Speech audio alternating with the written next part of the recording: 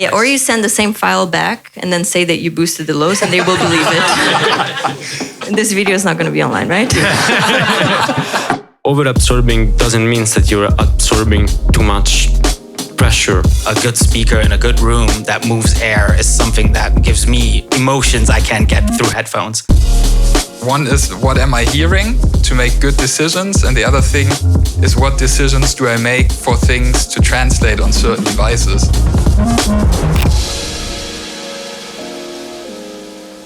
Hello everyone, my name is Max. I'm the co-founder at 343 Labs. We are a music production school here at Riverside Studios. David, CEO of GIK, approached us and asked, if we could hold this event together and reach some of our community, some of the Riverside community, and talk about acoustic design of studios, especially in the electronic music space. And now handing it over to David Hetrick from GIK. Hey, everybody. Thanks for coming out. Hold your applause to the end, because there may or may not be things to applaud. No, thanks for coming out. I've been in this industry about 30 years, was previously a musician who realized I needed to eat more. So I went to work for a manufacturer and I kind of fell into studio monitors. I was with a company called Event Electronics. 2004, I took over KRK Systems. 2015, I became the president of Atom Audio, which is where I got closely acquainted with Berlin, and I don't want to ever leave when I come here. So I'm the CEO of GIK Acoustics. GIK makes all build-to-order acoustic treatment products. We manufacture in Atlanta, Georgia, in the US, in the north of England, in Bradford, and in Poland.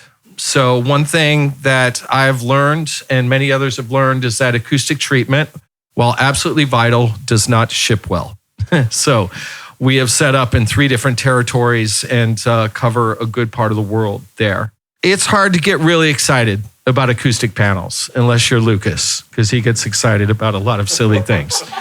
It's one thing that's really resonated with me with having so much history in studio monitoring is no matter what you put into the voicing and the technology and dynamic range, you're only as good as your room. So it's really kind of a native space for me.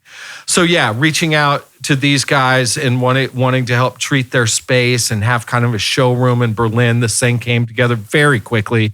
You guys just did a great job pulling it together. So thanks so much. All right, so let's kick it off. Let's just go around here. Everybody who's introduced, just introduce yourself. Yeah, my name is Lucas. As said, I work for GIK since I think 2013 or something. I've helped build the European side of the business, and I design studios. I manage the sales team at the company, and we have a free advice service, which is the core business where we consult anybody on their studio, be it a studio that exists or that is planned. And we make plans, renders, analyze, measurements, help people find the right products to improve their space. Yeah, and that's my day-to-day. That's what I do. Hello everyone, my name is Marian Hafenstein. I'm a recording, mixing and mastering engineer. I also do bits of production. And I'm working out of JRS Recording Studio and Hansa Studios, and also have my own one. So I've been to different spaces, know different pros and cons of rooms that have different sizes, different monitoring systems. And yeah, I'm very interested about our discussion, and maybe have some perspectives on working with small systems, big systems, and different styles of music, because I'm working with very diverse genres. So looking forward. Thank you. Hi, my name is Taka. I'm a resident here at Riverside Studios since 2018. I'm a producer. I'm an audio engineer. And I do a lot of voiceover recording for Netflix and stuff. So pretty, going around from music to film to everything around. And that's what I do. Hi, my name is Julia Borelli. I'm a mixing and mastering engineer. I'm also a resident here in Riverside. And I'm excited about this talk because I do feel like the better room I have, the better mixer I also become. So like throughout my career. So I think this is very exciting. I'm Eugenio Scrivano. I do the same stuff as Lucas on daily basis. So I'm a designer, an acoustic designer for GIK. My experience is not only in acoustic. I'm an electronic music producer. I do mix, I do master. And it's very easy to understand why I'm here today. My name is Freddie. I am originally a musicologist that turned into a mastering engineer. That then turned into the founder of a company called Head Audio. We are, I'm one of the two founders. The other founder is my dad, who is also the original Adam Audio founder. So has a long, long history, family history of making loudspeakers in and outside the pro realm. We are located over there somewhere in Tiergarten, and we are so far making DSP and analog enhanced studio monitors for immersive setups, for professional recording studios, for sophisticated home studios. And we are also doing headphones that are quite special in the way that they're using the so-called air motion transformer. If you've ever seen an Atom speaker and a head speaker, you see the yellow folded tweeters. This is what lives in our headphones as well. And these are mostly for mastering engineers, mixing engineers, audio post-production tasks. And I'm also really excited to be here. It's really great. And of course, we have a lot of experience with building studios, being involved in installing studios of all sorts of levels. And I'm really excited to be inspired and to learn something from you guys as well. The GIK products are definitely a premium product, and that means there are cheaper options, but the reason why you pay more for our products is you get good materials, constant development of new products and new additions to the products, great bass absorption that is unmatched in the industry. And we make sure that we innovate new products and give you options that are not accessible anywhere else on the market, which allows us as designers to really give you the best room possible. Everything we do is made in Europe and is made by real people. We don't outsource our products. We make them in-house, and you can order them to specific sizes if you need to. So if we work on large projects, we will often have custom products that just gives us a flexibility that you usually don't get from a panel manufacturer. We get every product lab tested, which we think is really important because you can calculate things, but we have to test them in the real world to make sure they work as intended. We give you an idea of what is possible with the panel. Of course, as soon as you put a panel into a room and a bass trap into a room, you will have to see how the room reacts to it, but you do know what it's generally speaking capable of. And the only way to find that out is to have it tested in a certified lab and get a report on the product, which we do for every product. And we really think is a necessity to have a professional offering. So a couple of things there. We'll just see where this goes. The less I talk, the better. I think you guys have already picked up on that. Let's talk. Here's something Freddie said about headphones. And this came up in our meetings this week. One way to perfectly acoustically treat your space is to keep headphones on all the time. Let's go around and talk about that, because it drives me crazy to do a session with headphones. Eugenio, you brought that up. Maybe we'll start with you. It's very easy. The reason why I don't like to be constantly on earphones and is because I enjoy so much to listen music from a speaker and not from headphones. Either if I'm producing, either if I'm mixing, either if I'm mastering.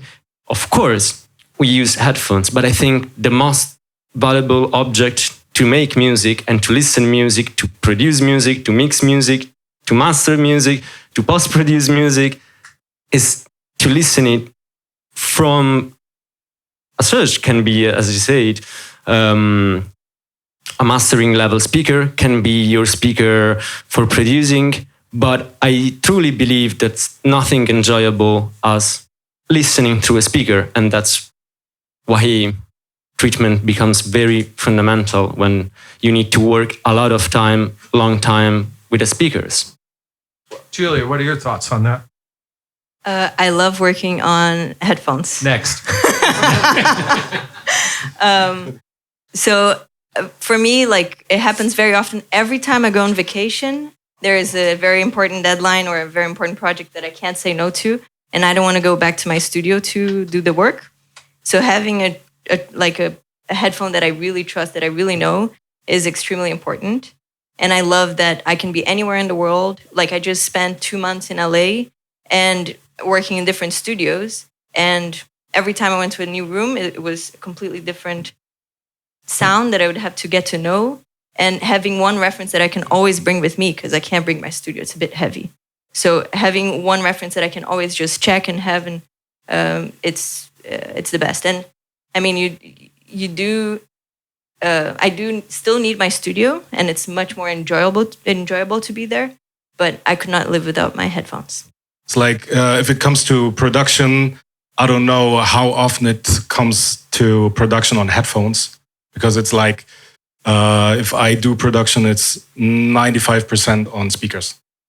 But yeah, we all listen to music through headphones, I guess, most of the time.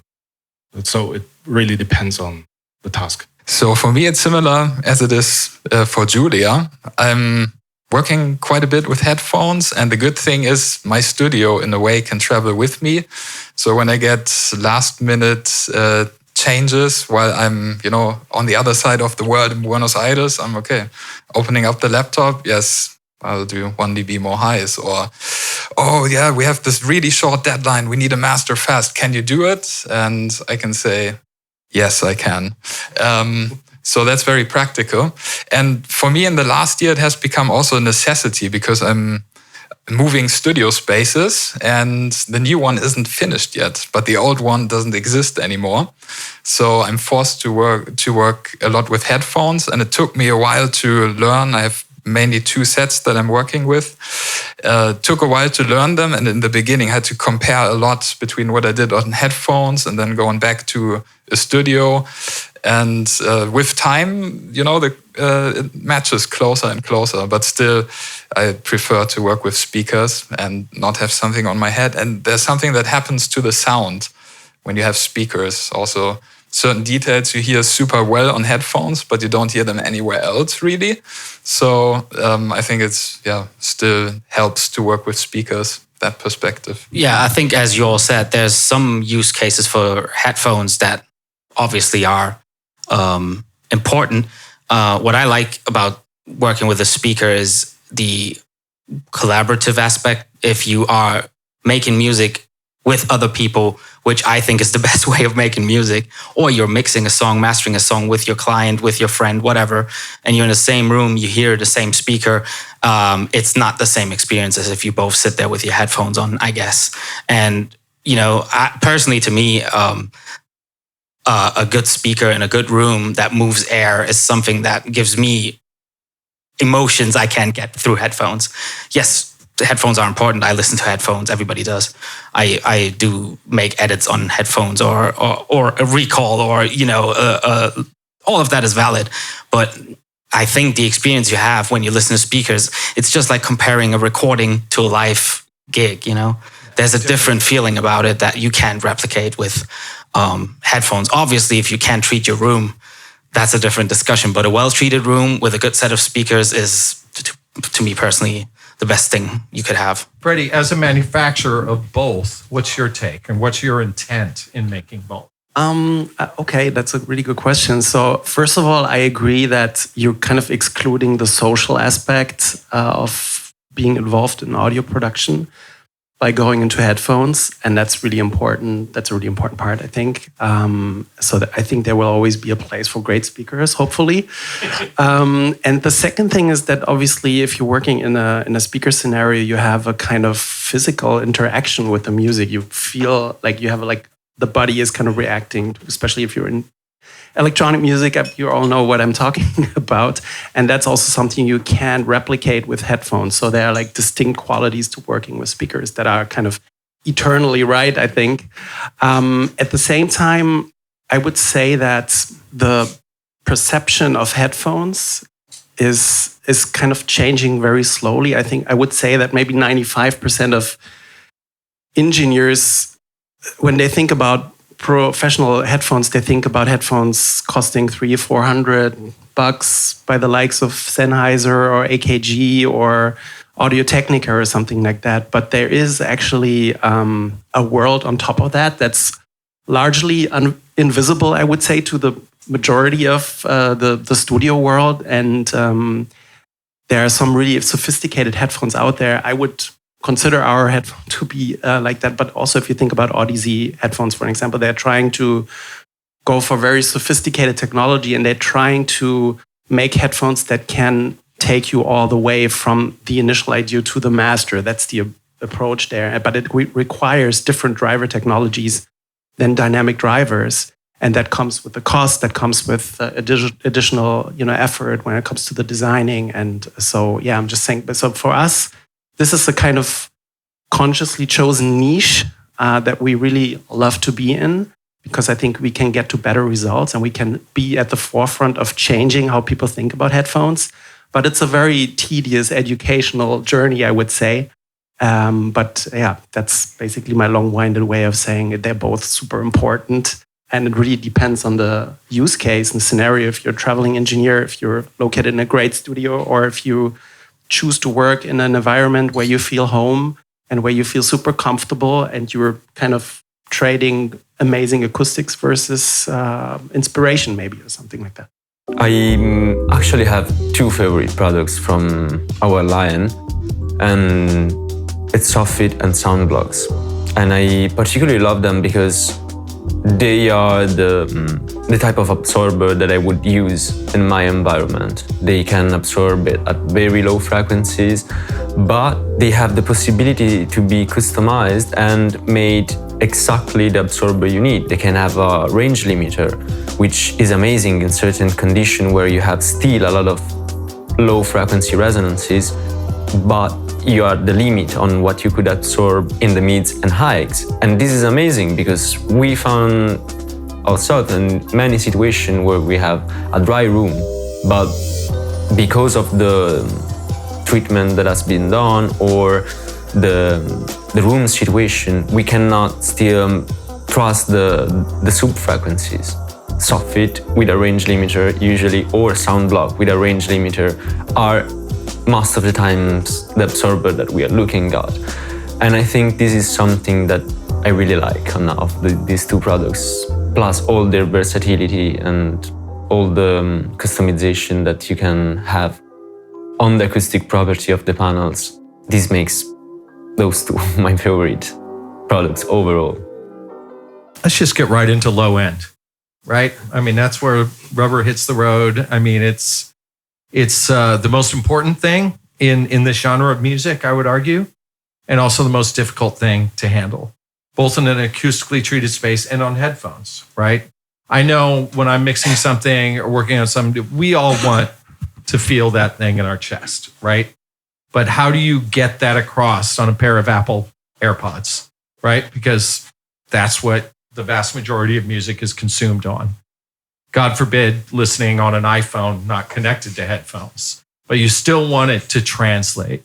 So why don't we go around with the creators first and how you deal with low end in the electronic music space and what you hope makes it through the grinder of Spotify, of the death march from your two-bus on the master to what the consumer consumes. So the translation part, maybe there are two main routes to go here. One is, what am I hearing to make good decisions? And the other thing is, what decisions do I make for things to translate on certain devices? So let's say if I'm mixing a rap track that has an 808, if I want to hear it on the phone, just the very low frequencies, just physically, they won't make it. It's the wavelength is too big. It's too much energy that would need to go into it. So the decision would be, okay, I have to have harmonics that will come out of this phone. And then the other part of making good decisions, because I know what I'm listening to, it's a big topic. If you're in a room, it might be, do my monitors even reach low enough for those sub-frequencies? Or if they do, hopefully, then what does the room do to it? Do I have cancellations so that some frequencies are just not there at all? Or does something get amplified? That can be a thing. And then it's also, especially when using monitors with subs, I often find that the alignment of the subs can be really problematic. So that certain parts of the room might be really booming and others are, I don't know, you don't feel the punch of it, although it must be there somewhere, just because it's not really well phase aligned. So for me personally, I prefer smaller speakers, closed enclosures, so that they are fast, because as soon as you have a port, that means your low end will be ringing longer and everything becomes a bit more muddy and unclear.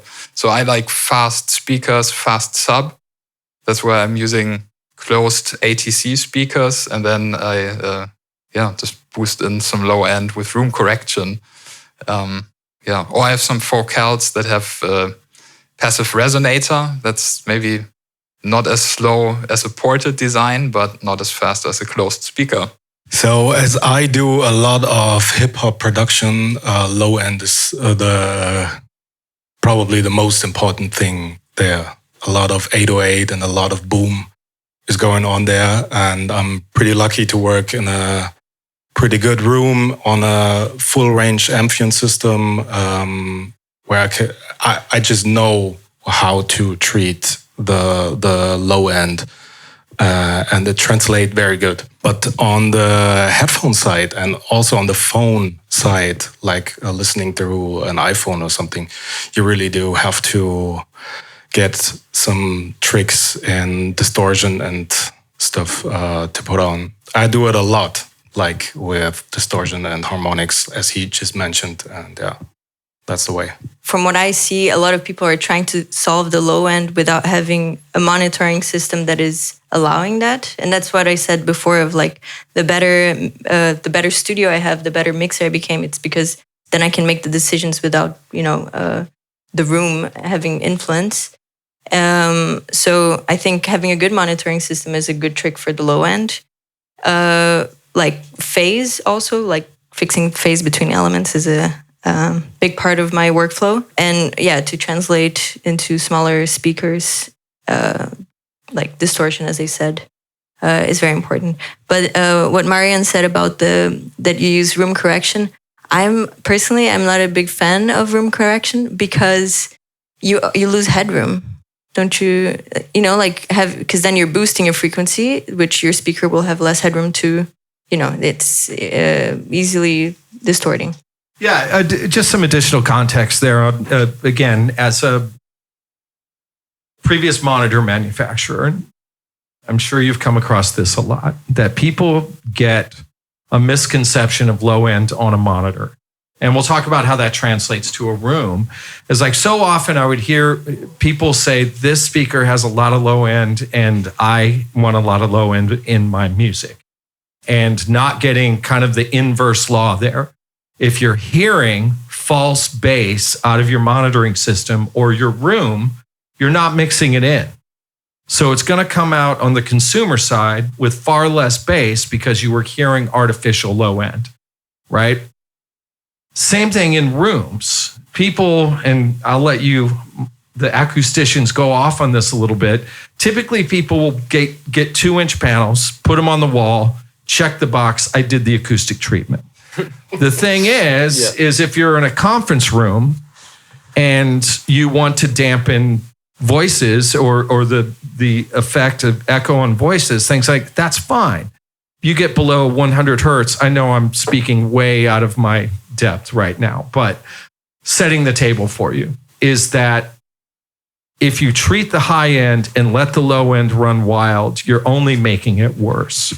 Lucas, if you could start us off on that, and then I'd love to get Freddie's take on subwoofers as well. Yeah, I think the big topic here is bass trapping, right? And bass trapping is the fundamental thing to getting a room work with speakers, period. In an ideal world, every absorber in your room can also trap some bass. That's how I design rooms. I make sure everything is as deep as possible, just because you're not losing anything, but you potentially you will gain something by that. And I think one misconception you hear a lot is, oh, with velocity absorbers, you can't trap bass, which is absolutely not true.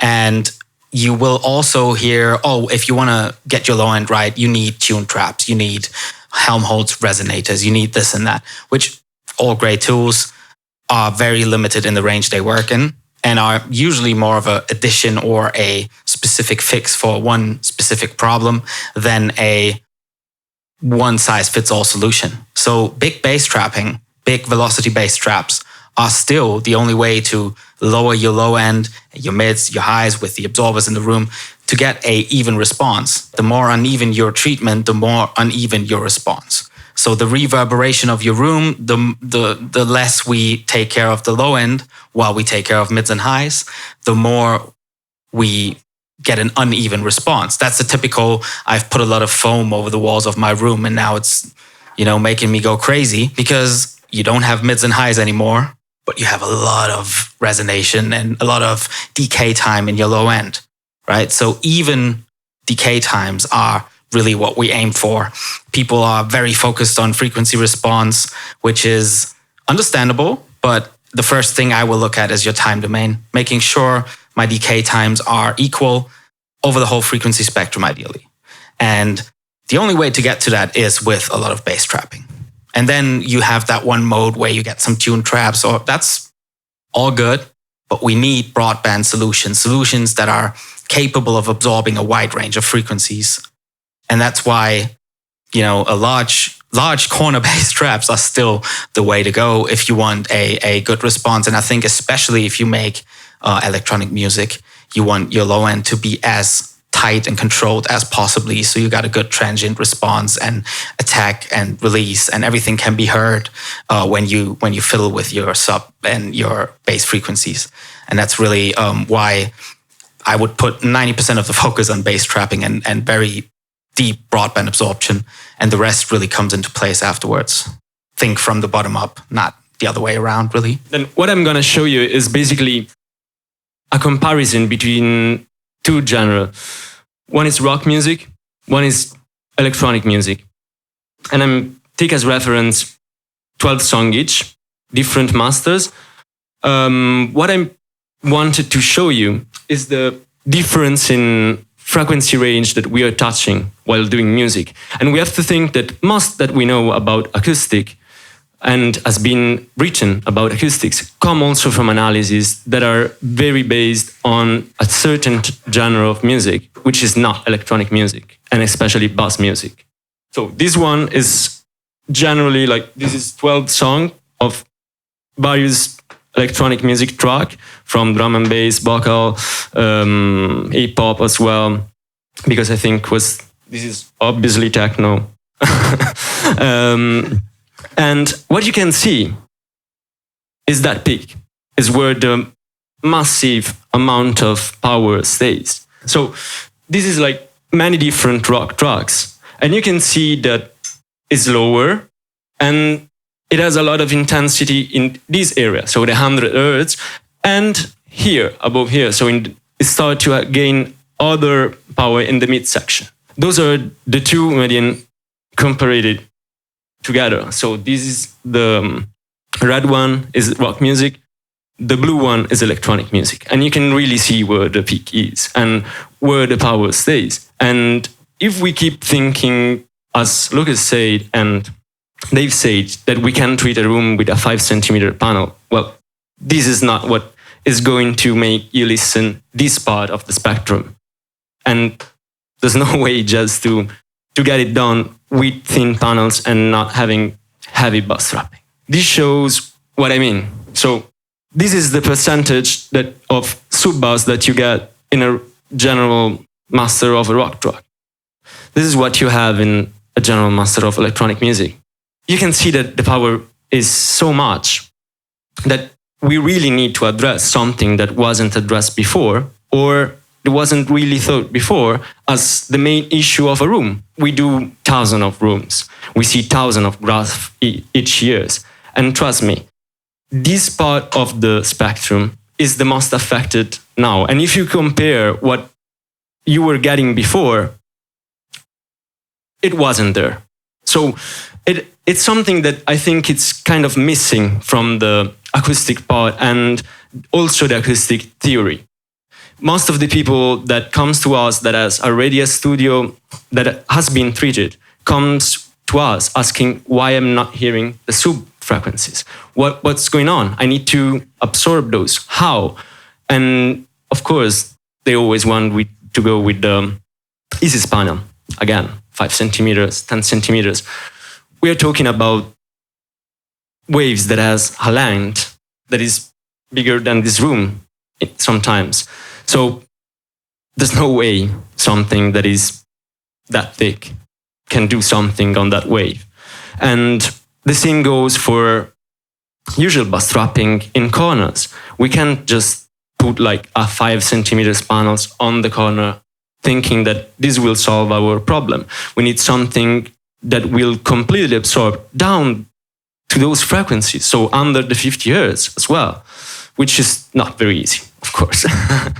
And here comes also to knowing how the panels works. So you have to imagine just generally that the depth is fundamental in this. This is what also scales a lot. People, when you tell them, look, probably on your back wall, you're going to need a 25 centimeters panels. Well, don't be scared, because you're really going to need that probably. And if you don't put that, probably you're going to have serious issue on listening a great part of what you're doing. And I think that's very important. How many of you guys actually have subwoofers, if I may ask? Okay, not too many. Yeah, I mean, you gotta love the subwoofer, right? But yeah, I mean, as you say, like there's so many distractions coming from getting a subwoofer into the system, and I guess what people perceive often is a kind of, you know, disintegration or deorientation or something like that. You know, the way I would describe it is that in a not well-made satellite subwoofer system, you would hear the subwoofer as its own entity, and you don't hear it as part of the composition of what this whole system actually is, which should always be the goal, that you can't really define anymore which driver in your system does what job, right? And you know, the way you do that usually as a speaker designer, and I'm not a speaker designer, but I'm pretty close to the people that actually I work with in the development department, is you define the crossovers between the drivers, obviously, and then most subwoofers have the ability of having variable crossover points that you define in order to tell your system, you know, the satellite plays until here, and then the subwoofer kicks in a specific filter, basically, and then takes it all the way down to wherever the subwoofer ends up performing. The way to, basically, the way we do it, and I think, you know, this kind of touches what you said as well, Marian, is that you can do two things about it. Like, first of all, you get a good room treatment. I'm all for that. I think that's the best. Quite a little boring. I understand that it's, acoustic panels are not as sexy as like a great stereo equalizer or something like that, but it will increase the fun tremendously, I think, if it's done right. And how can we as manufacturers help basically to create this great experience? And I think there are two ways of doing it. First is you can address the phase by making sure that the time alignment between the satellites and the subs and between all the frequencies that arrive at your ear at very different points in time, which is something one has to realize. Everything is distorted because nothing is time aligned in a normal setup like this. And that's basically physics, right? The low frequencies travel through the speaker a lot slower than the high frequencies. So you'll always get like a derivative of what the input signal is by nature. So one thing is to address the phase. So have like FIR filters that take care of the phase.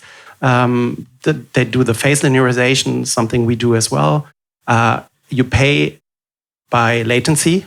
This is the brutal truth. Like a full phase-aligned subwoofer satellite system is incredibly high latency. So definitely not for any recording situations, but it will solve a big part of this like disintegration sort of perception. And the second thing is that you actually can close the entire system. You can go for a closed subwoofer or a closed speaker. And then you also get a lot more precision in the way the bass performs, and you get all the sonic mud that comes out of the ports is kind of cut away from the experience. And again, you pay not by latency, but you pay by the amount of SPL that you can monitor with. So these are the two things I think that are like kind of crucial if you integrate a subwoofer into a well-made room. I mean, I don't know how low you guys can take it with your bass traps, but usually it's really good to if you're taking the effort of building a studio and you want to do it right, then to also look at the combination of elements that you put in. What panels will I use? Which speaker system do I ideally use? And to think about this as a common like kind of project right from the start, if possible. Subs are big fun. I mean, I totally get that, but they can really mess with your perception of the audio, and they can, create very surprising moments when it comes to translation. And I've seen lots of bad surprises over the years. I come from the recording acoustic instrument space, right? Where there's not a whole lot that is going to deliberately play below 50 hertz, miking a drum kit or something like that. The rumbles that happen are usually anomalies or mistakes. But in the electronic music space, everything you put down there is deliberate, right? It's not a floor tom buzzing or something resonating on the floor. You put something at 30 hertz deliberately, knowing that the Apple earbuds are not going to necessarily represent it. One thing you mentioned is using distortion and upper harmonics, which I think is so important. So if we could spend a few minutes on that for the three of you to give us some philosophies on how you deal with that. I think they can help the ears to perceive sounds more clearly. If you have like a sine wave bass, the ears have a difficulty grasping it, especially if it's really low frequency. And once you saturate it, so you're generating higher harmonics of this fundamental frequency, it helps the ears to pick it up. And I guess there are many different tools for that. Lots of saturation plugins or hardware ones. Working with like a broadband saturator is one approach, or you can do multiband saturation. If there are certain parts that need more enhancement than others, that often helps a lot, not only with bass elements, but let's say if you have vocals, can really help the mid-range to be very thick and consistent. But generally it depends on what you're dealing with. Maybe there are harmonics and you just have to make them louder. Then EQ is your friend. But if they're not there, you have to make them first. Very often it comes to customers asking for, can you give me a really low bass? And if you already have a low bass, you just add like distortion or harmonics, like around, 290 hertz. And they're like, oh yeah, that's what I need. So it's always to trick like your ear to get your customer listen to the bass in another way, like he's probably feeling it. Apple is doing it in a way on the, how are they called? The AirPods Max. Yeah. They're doing like a fake sub, like they're cutting like everything underneath, underneath 80, and take that and put it like on 160 or something, just to give you a fake feeling of sub bass. And that's the magic about it, just to give through harmonics more the feeling of a sub or low bass. Also, I mean, the distortion, sure, it also adds to the low end, but I think it's important also to translate to smaller speakers that cannot reach that low.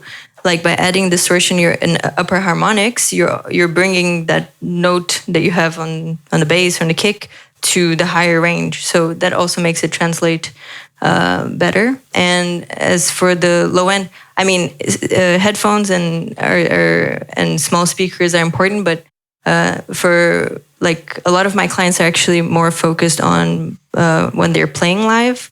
Of course, like the streaming is also important, and but they're mostly DJs that play in big festivals with big speakers and big subs. So they want that low end. Right. And I love the low end. Sometimes when I'm running out of headroom, that means, we want more bass, but if I go louder, you have to pay with more distortion. And it can get nasty and crunchy, and your kicks might start, this is the actual term, farting, let's go. And there comes a point where, if at a certain level, then they will do that. Or especially difficult are like sine basses that if you want to make them very loud, at some point you have to pay with distortion, and it might sound really bad. And in that case, it might be a solution. Okay, let's say we take a little bit less 40 hertz and we push in a bit more 80, because then we can stay clean and it will be more loud for the ears, although actually you're losing a bit of very low sub. Yeah, or you send the same file back and then say that you boosted the lows and they will believe it. Classic. This video is not going to be online, right? Let's take a kind of a shift here, because you guys mentioned room correction, and there's a lot of misperceptions out there. It's like, yeah, there's a lot of tools now, from Trinoff to SonarWorks to, there's so many, and they do a lot of good work. But a lot of people think, okay, I've treated the frequency response, check the box, I'm done. But the fact is that's only part of it, right? Because we have to deal with transients and representing the full waveform and the envelope of the note properly. And then, of course, the reverb time.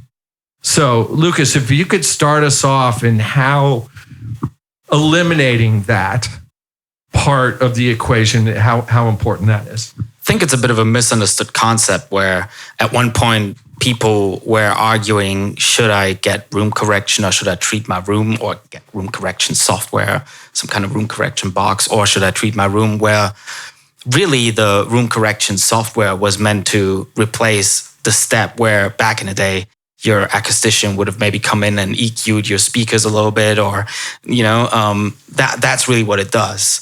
So, yes, you are very limited in terms of reverberation time, obviously, because mostly it's EQ, some filtering, but you can only, do so much with that. And it will usually also not produce the results that you think it does. So most of the software out there that does room correction, I don't like that term. I would call it speaker correction or, response correction, whatever, will show you a graph that is not really what's happening because it's a calculated graph. If you actually measure the results with the room correction on, you will see that it's not the truth. Because especially if your room is untreated.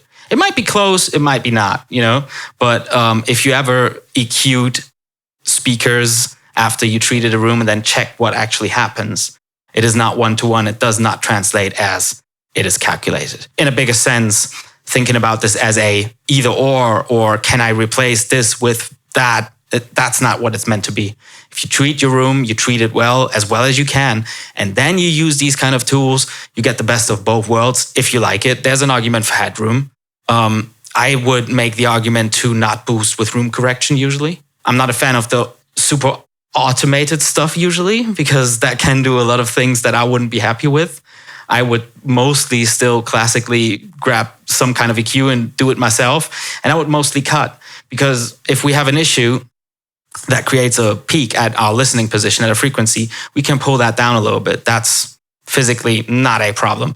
If we have an issue where some kind of cancellation happens, be that a surface reflection, modal issue, whatever it is, that happens at that position. If you now boost more energy into that cancellation, what do you think happens? It will get worse, or it will stay the same, or you maybe get a little bit more, but it's doing a lot of mess in your face response. So I think cutting with room correction is really the only thing you should do. in most cases. And so I think it's a bit of a, like I said, misconception that some people seem to think this is an either or situation or it's a replacement for something. It's just another step to get your maybe not that perfectly treated room to a better level. And I think it's totally legitimate to do that. And I'm not a purist in any way, but yeah, it should be treated with caution and ideally with a bit of background knowledge to utilize it as well as you can. To kind of listen to your room, like I typically take a kick drum sample because I know that the kick drum sample in headphones goes doop. In my room, it goes doop. That tail end of the envelope where I would reach for some sort of gate or envelope follower. Oh, let's tame that. It's not there. It's your room. And in doing some of these panels, you know, I get questions, I'm sure you guys have as well. What about AI? Can AI fix your room? And it's like only if it can time travel. Because that's kind of what it comes down to. Two things. We can't really impact the time domain and we can't really impact reflections. How would that physically be possible?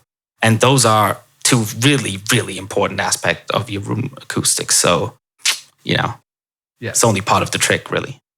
Maybe some practical approaches to studio acoustics that where little tweaks can, make the day. I personally find very important the stereo field. That's an easy one to fix, but also an easy one to mess up. That the speakers are very symmetrical and pointed at you in the same way. Because if they're not, then you cannot really tell is something mono, stereo, what's going on. It's all going to be a blur, and it will affect making good decisions. One of the main topics we get all the time is boundary reflections. SBIR is the term, speaker boundary interference response. So where do I place my speaker in relation to walls around the speaker? What does it do to my audio? And one of the most common things you see is a dip in your bass response, depending on where you place your speaker from the wall in front of yourself. So ideally, we would just back it off from that wall as far as we can. And then that's same with the side walls. In a lot of scenarios, that doesn't happen. And if you have like a small studio room, I got pretty small studio room myself, you might just want to push your speaker right against your front wall to get that cancellation problem solved. Sometimes you can have bass trapping behind the speaker if you can have a bass trap that fits the frequency that is canceled out. But in many cases, smaller rooms, pushing the speakers right against the wall in front of yourself and sitting rather close to that wall will give you a more linear bass response to start with, then adding bass trapping and other things too further. But that dip, that SBIR dip, in 3 out of 4 cases can be solved that way, especially in the smaller to medium-sized rooms. And a lot of times you see people pulling the speaker away from the wall because that's what you're told many times. And it's not completely wrong, but it depends on the scenario. And if you don't have the room to really get away from that wall, and you do it like 40, 50, 60 centimeters or something like that, often you will create a bigger issue than if you would have just left them there, which, you know, is one thing that I come across a lot and a lot of people just are not aware of. So I think that's a good tip for speaker placement. I think it's also very important to get to know your room. Like you have a lot of calculators online that you can put the measurement of your room, so you know the room modes, and you can just play the frequencies that are problematic, walk around and see, like, you have a crazy dip here, like why would you be sitting here, you know? And also just listening to music and understanding like this reference track. Like I have tracks that I know very well that are my reference tracks, so whenever I'm in another studio, I can listen to them and understand what are the problems of the room, and just like get your reference track, listen to the track, because you know, I am a big fan of, as I said, of having a perfect room, or as perfect as possible. But the most important thing in the end is that you know the room. So you can work on a non-perfect room, or, you know, not a very bad one, but as long as you know it as well. Also, we have to think that not all producers, not all engineers got to decide the rooms they are working in. And I think this is fundamental things to say in the beginning, because designing a studio and the space of the studio is a thing, but not everybody has it.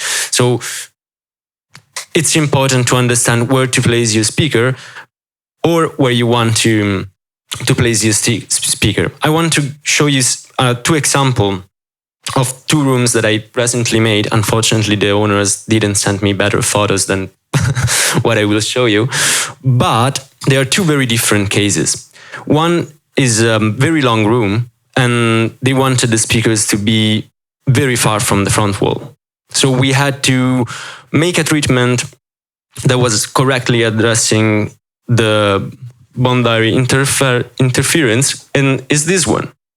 So the speakers are going to be in a very bad position. They're circa 110 centimeters from the front wall. It's terrible. Usually you get issues on the 8 ears, and that's exactly what you don't want, especially if you're making kicks and if you're having 808s or any of this stuff. What have we done here is heavy bass trapping on the front wall. This way, this is the 25 centimeters panels I was speaking about before.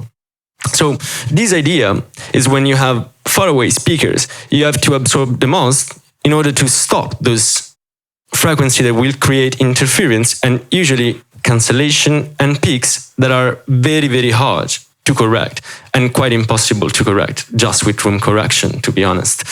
Another example, yes, this one. So this is a very weird room, very bad, honestly. It was having piping all over. We cannot use bass traps in here. And we did exactly what Lucas was saying before. So we pushed the speakers as close to the wall as possible, putting panels behind them in order to prevent any kind of interference in this 100. In this case, the interference were mostly in the 100, 120, 130 hertz.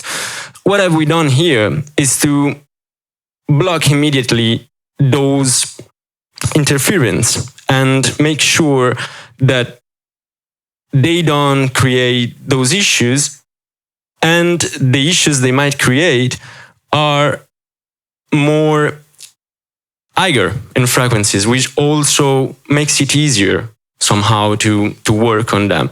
Then I asked to have a photo of the back wall, because the back wall is an enormous giant absorber and reflecting and diffusing wall, but was very beautiful. I'm sure when we will close this panel, I will open my laptop and find them with the photos. But yeah, that was the main concept that I wanted to show. So 2 rooms that has completely different speaker placement and 2 ways of addressing them and make the job done. So if you have a situation like this, the only things that you should really think of doing is pushing your speaker to the front wall. If you have a very long room, you can also decide, but you have always to be conscious that the interference you're gonna have will be very, very low, and without a treatment, there's not a way to make that and get the job done. The one thing I would say is just experiment with it. If you have your speaker, if you measure your room response, move your speaker away, move it closer, see what happens, see the dip moving around, and then you get an idea of what can I do to maybe be in a position where it's easier to absorb this problem or remove it completely.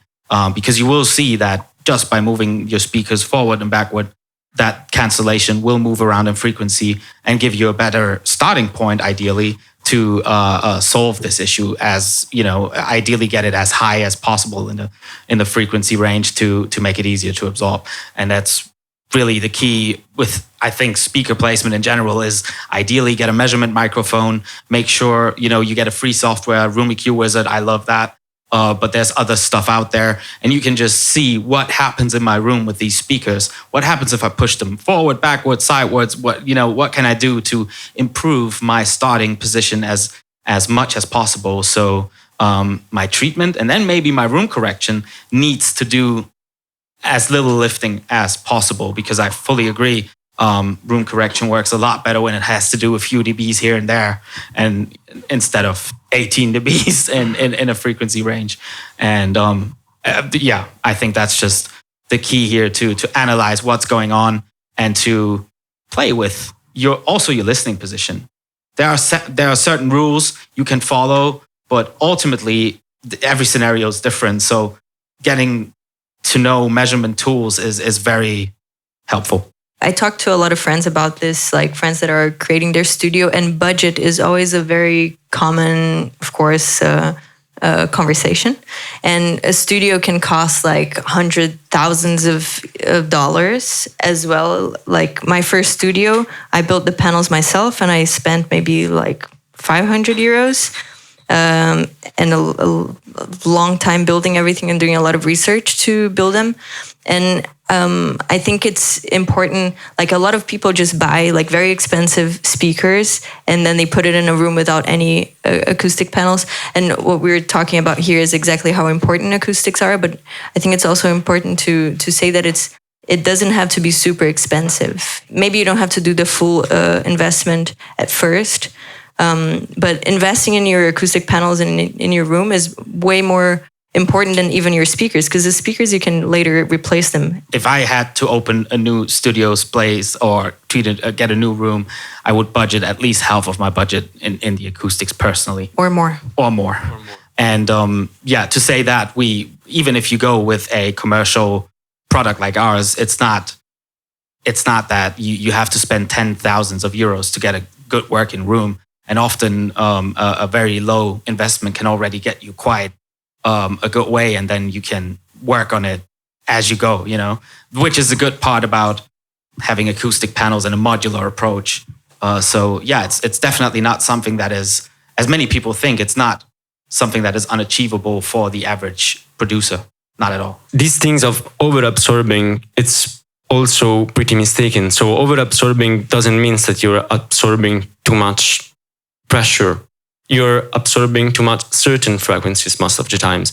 So what you're really hearing is a loss in a certain part, which usually is the mid-range and the high range.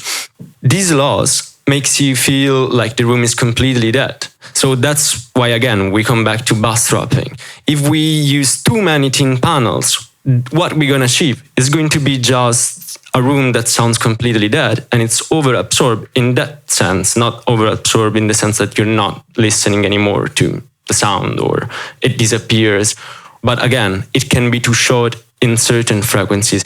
And of course, over-absorption exists also on the other side, because we have also to think that if you start putting 25 centimeter panels all over the place, you're doing an anechoic room, not a studio. And that's not where you want to mix, produce, or master.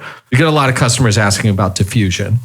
And diffusers are really important, but only if you have your bass handled, right? If you don't have your bass properly trapped, you're not going to hear a damn thing that those diffusers are doing because it's all masked.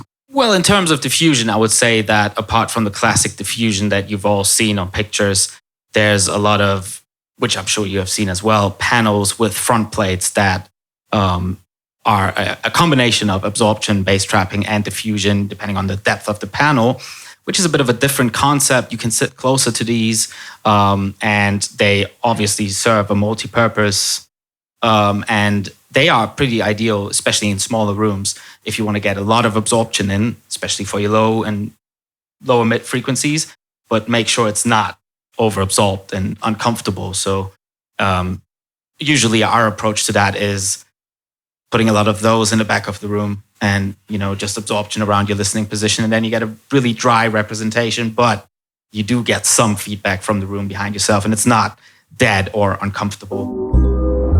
The advantage for the Q11D actually is that you have like more slats or depths, so to speak. So you can have a wider range of frequencies that get diffused. This is always like a good thing, especially for control rooms, because you want to have like a wider range and then combine this with absorption to have like a really even reverberation time and to get all the frequencies decay on a point that it's like actually it sounds like music and not like a reflection or anything like this.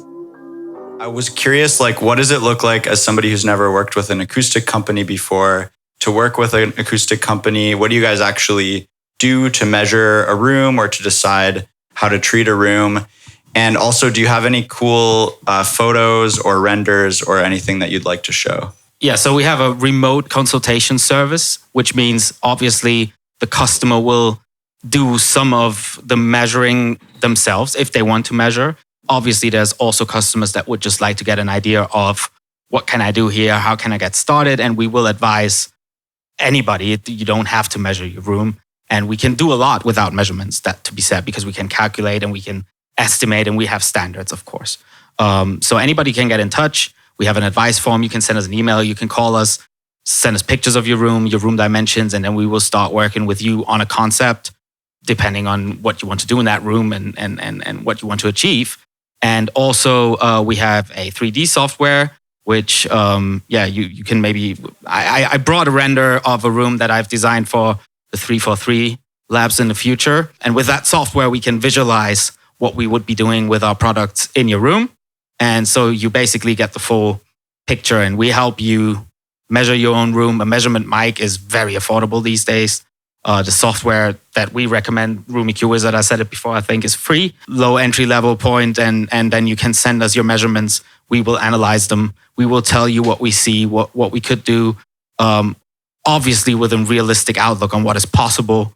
And you just get a full picture of what we would recommend. And we are also very strong in after sales. So if you have your panels installed and you need more help, or you want to improve on things, or you need help finding the best speaker placement, we're basically a 360 service and always approachable for anybody, really.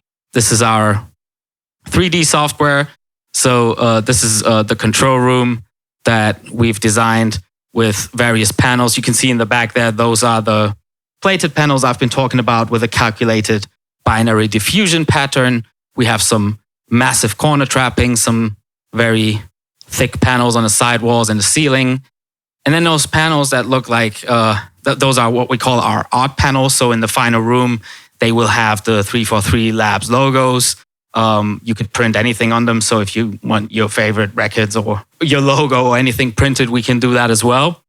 And, that's a pretty workable control room for electronic music that I'm pretty sure will turn out great. I was wondering, how much thought goes into planning the room to make it a creative way also, in a creative way? Because I saw your studio now, Julia, it looks very beautiful, and you have a little plant there. And it just feels like a place where it's fun to spend so many hours, because I'm studying at SAE now, and I realize when I go in the studios there, it's very sterile and really nothing... no art, it's good. I love it. But at home, I feel much more creative.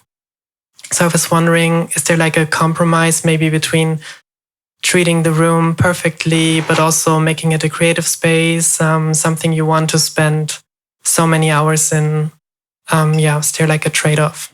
The main reason why studios are boring is because probably the engineer is boring. So, and that's the most honest answer I can give you, because putting up lamps is not really related to acoustic or being creative in your studio. It's something that is completely up to you and not to the acoustician that will design your studio.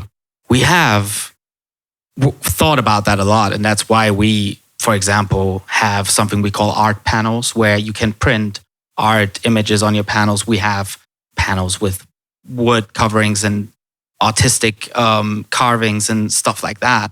A lot of colors to choose from. So even though you might have to follow some rules of acoustic treatment to get your room to a certain level, you can definitely make it fun and exciting and nice looking. And if others do not, then that's because they may just prefer a less exciting or nice environment. And I totally understand that, because maybe you want to focus just on what you're hearing. But if you're the person that likes to have a visual, creative input, that's definitely something you can do with acoustic treatment. I wanted to ask about bass traps. How important do you think it is to cover floor to ceiling? And if you could leave, say, gaps in between for a shelf? Or also if you have speakers that are going up against a corner, should they be in front of the bass traps, or would it be prudent to integrate them into the bass trap maybe? In general, we stack bass traps because we want more bass traps. It's good to stack from floor to ceiling, but it's not the end of the world if you have a gap on top. It's more important how many bass traps can we get into your room's corners. And yes, you could have a shelf in between them. And it's mostly about how much thick absorption can we have in your room to bring down the decay in the low end. What was your other question? With the speaker placement, exactly. That also depends. A lot of times I think it works really well to place the speaker in front of the bass trap. But if we find that the bass trap is not able to absorb which I mentioned earlier, SBIR reflection, then maybe moving the speaker right against the wall on top of the bass trap and getting another one above can be a viable solution. So my answer to that would be it depends. Then I have one more question. So if you say more mass is important, would you also recommend putting one in the ceiling corner as well, just to have more? If we can go all in, we go all in, yeah. Okay. Yeah, so I wanted to know, when you're producing and you don't have access to a good studio like we saw in the picture and you just have like a basic home office setup, what tips would you give to get a mix you can be confident with, even if you play it in bigger spaces? What's important is that you get to know how things should sound. That implies listening to just a lot of music, ideally, in a similar genre, and knowing how this should sound when you play it back wherever you're working. And then you can see, does your track fit in with that? And, you might adjust as needed. So, for example, a friend and colleague of mine, he does a lot of front of house mixing, and he's used to having very live spaces. He mixes in places where I couldn't mix, but he's so used to it. He does great mixes there. And if there are really issues that you find out, oh, this is an issue in the place, then check it on headphones or other devices, do the car tests, all this kind of stuff. I like to really listen on my phone quite a lot because that's what a lot of the artists and producers I'm working with do. I've even done mix revisions through a phone where the artist was always, but on my phone it should sound like this and that. And I streamed the sound through the phone, and that's where we did the last tweaks. So hope some of these aspects help you with the tracks. Also, for me, a good reference is the old cheap Apple cable. It's like, I don't know, $20, but I have them in my studio, and it's always like in the mastering process, one of my headphones is this one. Referencing is in general very important, and even if you have a great space, like you touched on MSM earlier, who has a GIK room, and I know how great the room is because I saw it, but he still has like 18 pairs of speakers in there because every speaker is like a different way of listening to your music. And I think the more sources you have, the better you can judge how it's going to sound on a wide, spectrum of speakers, headphones, and whatnot. So that's probably important to everybody, even people with great rooms. Yeah. Do you guys ever have, when you have multiple monitors up, you ever have a client say, can you turn them on all at the same time?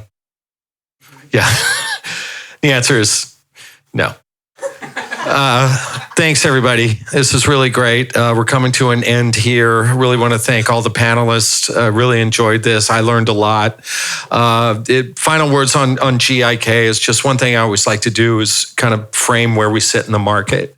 There's a lot of studio designers that build studios from the ground up, that move walls, that build acoustics into the design of the studio. We don't do that. We take pre-existing rooms and we build bespoke components to treat that room. And I think we offer a unique and very valuable solution. So it's great to get some of our designers in front of people so you know that they're real human beings who really care about what they do. So that's what GIK offers. So thanks again for coming out. Thanks to 343 in Riverside and everybody. And we hope to see you soon. Thanks again.